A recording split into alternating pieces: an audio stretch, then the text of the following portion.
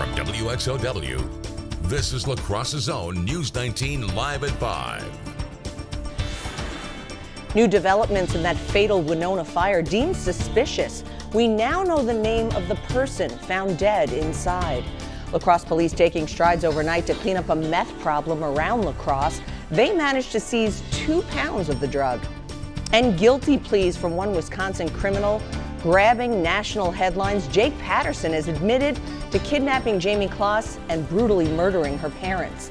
Good evening. Let's begin tonight with that continuing Kloss case coverage tonight from Barron County Court. As you know, Jake Patterson is accused of holding 13-year-old Jamie Kloss captive for 88 days after gunning down both of her parents inside their Barron County home. That happened on October 15th.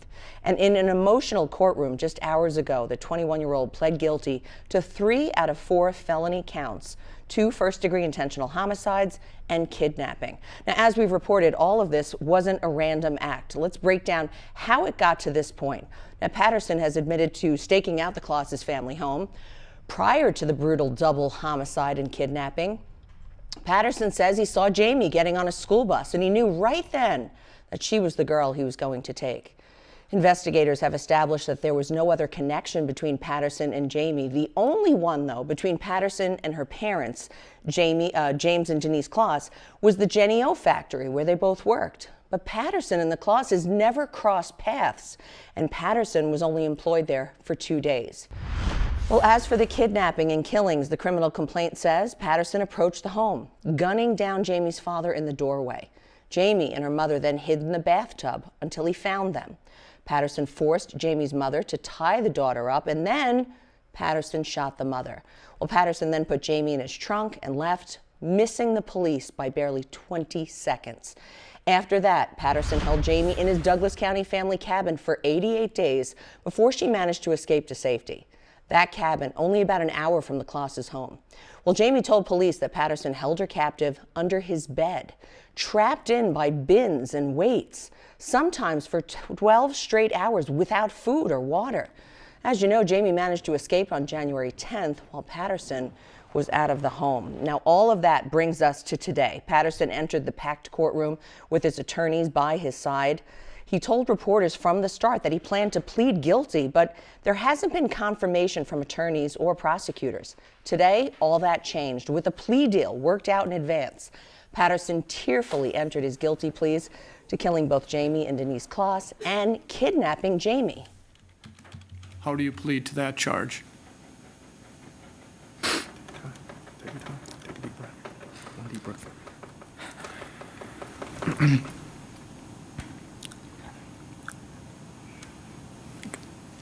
Guilty.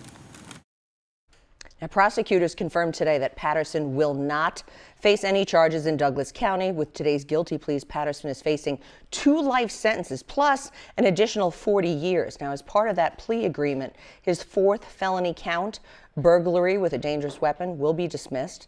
Patterson's sentencing hearing has been set for May 20th.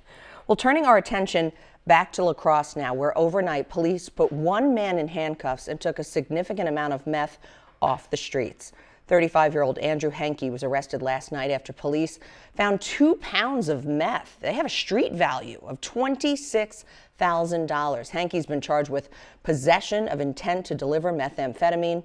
News 19's Jeremy Culver spoke with police about the arrest. And Jeremy, I understand they say meth is still the biggest drug issue for the community. That's right, Heather. They cited last year alone there was 37 charges for possession with intent to deliver meth. That was more than all the other intent to deliver charges combined. At last night's search warrant of 819 Avon Street, Captain Jason Melby says they arrested Henke without incident, but on top of the meth, they found 112 grams of an unknown white substance and $14,000 in cash. And Melby called the arrest significant. It's not uncommon for us to arrest people with grams. That's why when we weigh everything up and we put it into evidence, we do it in grams. Very rarely will you see a press release come out from us where we're talking about seizing pounds of methamphetamine.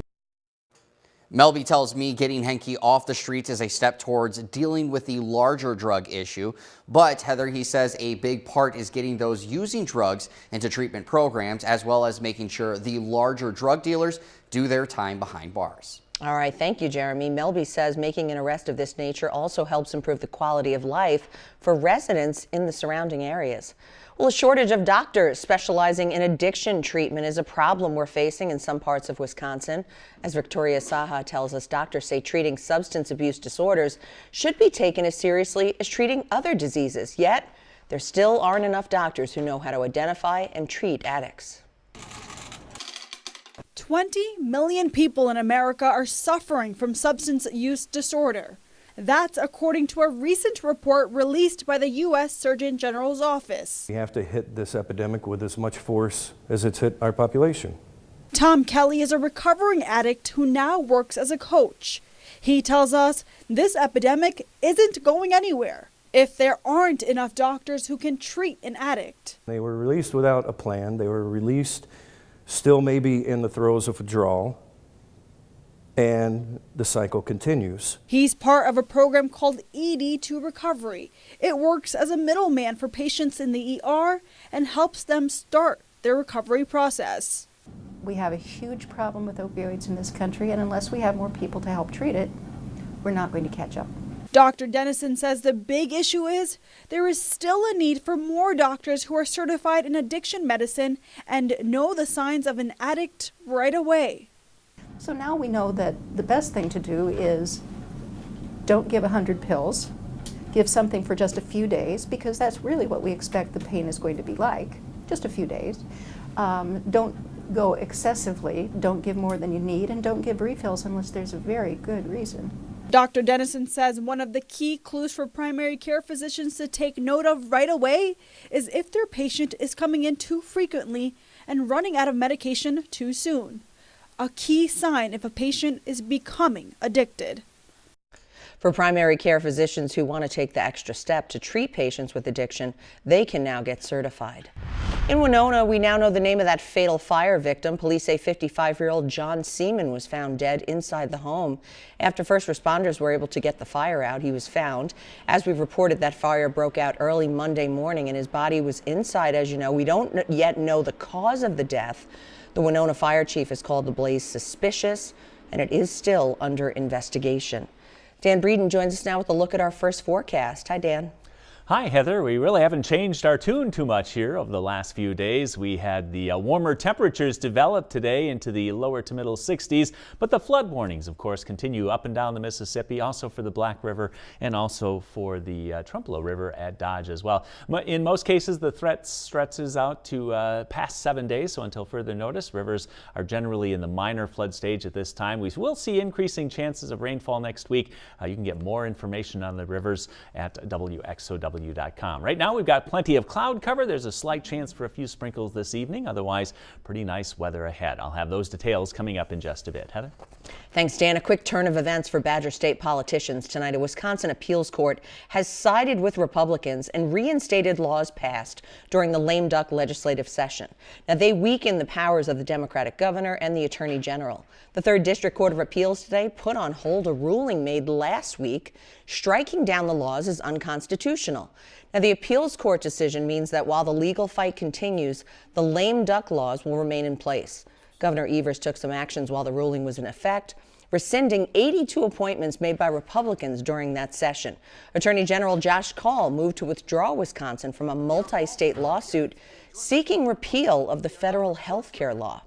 The national bump stock ban is officially in effect, but just how effective is it really? The Bureau of Alcohol, Tobacco and Firearms, or ATF for short, says bump stocks must be destroyed or handed into an ATF office. Now, the closest one is in Madison. Wisconsin authorities say enforcing this new law will be tough. Bump stocks are an accessory that allows you to shoot a semi-automatic weapon rapidly. And since it's an accessory and not the weapon itself, it's hard to track and there's no registry. Authorities say there's a good chance people won't turn them in. Do I think there are people out there that have bump stocks that are probably going to hang on to them and not destroy them or not turn them in? Yeah, I think that's the case, yes. Police did add that if you turn in your bump stock now, it's unlikely that you'll face any charges. The annual tradition of a dairy breakfast in La Crosse County will not happen this June. Organizers said in a Facebook post on Tuesday that they weren't able to find a farm to host the event. They cite the daily challenges facing family farms in the county. They say they hope to have the breakfast back on track in 2020, but until then, they encourage people to continue to support local farmers by consuming dairy products. Coming up, how well do you know your Wisconsin and our state organizations? One of them is taking strides to protect our state waterways, and next, we're focusing on efforts made in one farming community. Those details when we come back. You're watching News 19 Live at 5 with Heather Armstrong and Chief Meteorologist Dan Breeden. Live at 5 continues right now. In this segment of Know Your Wisconsin, we're taking to the waterways. Things have drastically changed for a creek in Pleasant Valley near Madison. Those changes don't stop when the water does, and they're affecting you too. Water is the key to all life on this planet, and if it gets polluted, it affects all living things. Thanks to the efforts of the Wisconsin Land and Water Conservation Association, solutions are being found in our lakes, streams, and waterways. One effort is taking place in Pleasant Valley. What happened to this stream has set the stage for improving the water quality in streams across America. They had collected enough data to show that the main impairment with the stream was sediment coming into the stream from agricultural lands. Several different stakeholders, from the local Nature Conservancy to hydrologists to farmers, started working together to solve the problem of excess phosphorus getting into the stream. This is a automated sampler. It runs night and day, all times of the season. About 80% of the phosphorus load happens on only about 10 days out of all the 365 days in a year. So having this in, it allows us to be able to capture those events and really measure them well. Another key with this study was that farmers were involved from the start, and Dane County conservationists played a key role. They kind of came to us because we are a dairy farm and our phosphorus levels in our soil were one of the higher ones in the township.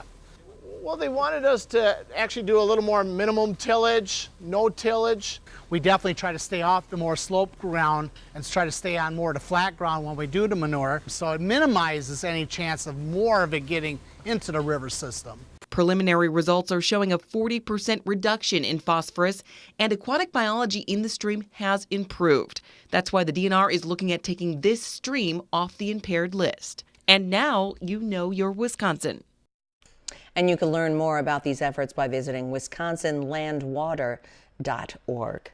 So we still have some flooding potential, but is it a little bit less right now? Well, as long as we keep the precipitation very light or well to our south, we'll just have to deal with that snowmelt. Now, that's still going to push us above the 14-foot mark in the immediate La Crosse area, so the flooding is still there. It's just that we're hoping that we don't get more precipitation on top of what we have. I'll have details when News 19 Live at 5 continues. Now, your Storm Tracker 19 weather.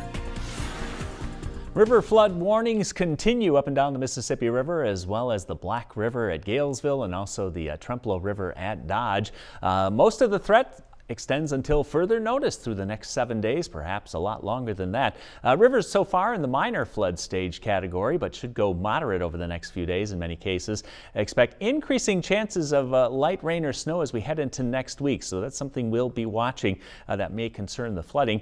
You can get certainly more information at WXOW.com. We have the Mississippi River forecast here. It continues to rise. We're in the high 12s now. We should reach 13.1 as we head into tomorrow.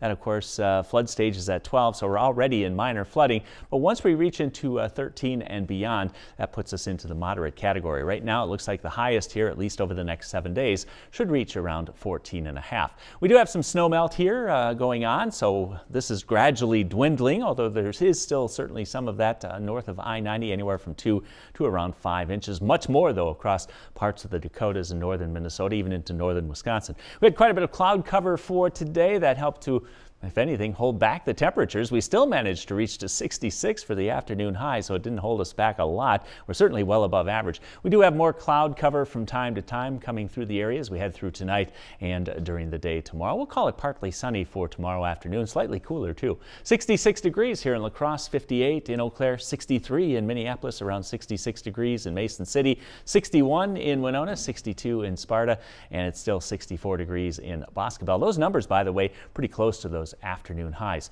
Winds are from the south-southwesterly today. They were quite breezy if you were out and about driving, particularly in high-profile vehicles. I'm sure you noticed that. Right now averaging 18 miles per hour, but some of the wind gusts around the area up around 26 miles per hour in Viroqua, or here in La Crosse, and 29 miles per hour in Viroqua. Earlier, some went over 30 miles per hour. 66 right now with a dew point of 41. Humidity is at 40%. The south wind still gusting to 26. Our pressure is falling, and the river stage is at 12.83, and it's on the rise. The high today 66, the morning low 43, 49 and 30 are the normals for this time of the year. Futurecast has the frontal system moving through, so there's a slight possibility for a few sprinkles as we head into this evening. Northwesterly winds kick in. This area of high pressure moves through. That's going to give us partly sunny conditions. Temperatures will roll back a bit, but still reach into the 50s. There is a weather system here to the south as we head into Friday night and Saturday, but it looks like most of that will stay to the south. For us tonight, look for a low of 42, evening sprinkles possible. Winds becoming northwest 7 to 15. For tomorrow, the high 54, partly sunny with northwest winds up to 7 to 15. For tomorrow night, the low near 30,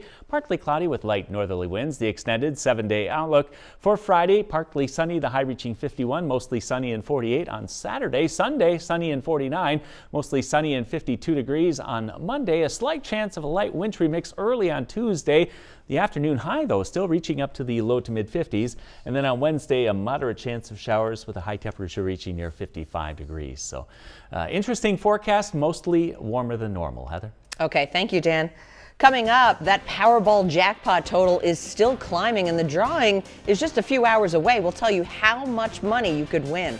Plus, after 3 people connected to the Parkland shooting committed suicide within 2 weeks, doctors are urging the public to keep an eye out for mental health problems, warning signs. What can you do to help those in need when we come back?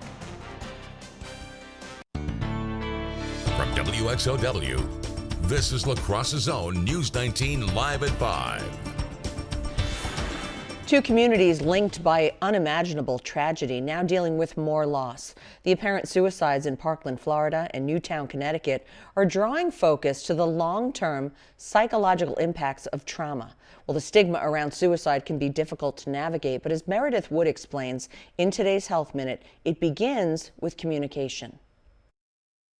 The period after a traumatic loss is marked by a series of cruel questions. What more could I have done? And why did this happen? And maybe even, why not me? And while time does help some, it can make others feel worse. They begin to feel more alone and feel unsupported and feel like they don't have permission to talk about it. The National Suicide Prevention Lifeline provides a list of warning signs to help identify if a loved one is at risk.